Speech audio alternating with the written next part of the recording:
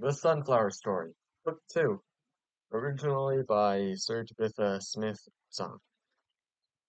And this is a direct continuation of Book 1, so if you haven't read or heard that yet, please check it out on my channel. Book 2, Antonio and Burger Jack and the Baffling Bafflement of the Remington Ship Thief Plot.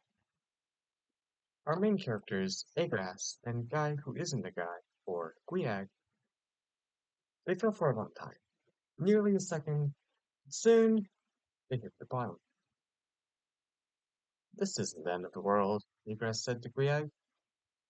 As they looked around, a man in a hat came, waddling towards them. "Come, strangers. I am the good mayor. Stay at my town hotel," he said. He brought them to a very fancy room for free. After they all rested, Agras told the mayor, "We need to reach the end of the world." And the mayor said, "Oh, you're one of them, the outsider men." Agras looks on confused. And the mayor says, "I know what you're seeking, and I've been thinking the best way to your two is to go to the temple and bring back the sample of the golden tomato juice ice cream hip soup." And well, he did prepare the speech because he told many such people that had come. So Agris called Guiag, and they traveled through the seas and the mountains, through hell and the heavens, and as they looked around them, they randomly saw the majestic suns.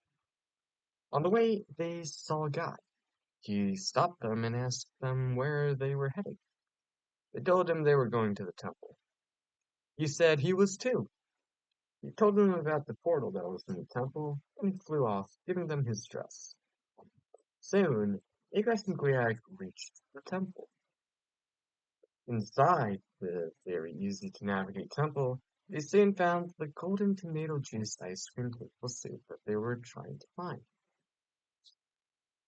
Guiag took a vial and got a sample of the golden tomato juice ice cream maple soup, and then they headed back. The mayor drank the soup and became very powerful. He made a portal that would have brought them to the end of the world. But Agras and Guiag wondered, what else could the mayor do with this much power? Agras thought of this, but didn't think to do anything. Either way, it wasn't his problem. And poof, they were gone.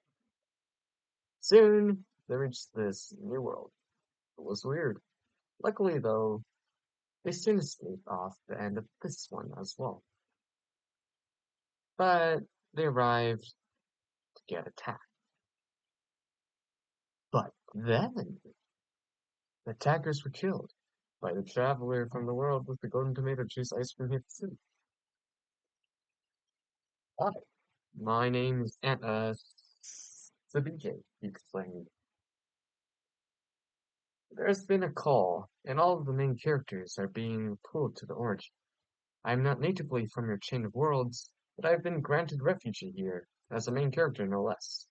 I know not what resides at the end of all this, but I have been called. Many men, however, have this twisted idea that the origin call is a contest, a race, a challenge, and they seek to destroy their opponents so that their own main characters can have an easier time at the end of the final challenge. But he continued, I think right now we all have the same goal. Sure, we might be friends or enemies at the origin. For now, we're companions. And so Agras and Guiag went their way, not too far from CBJ. They went to worlds of different styles.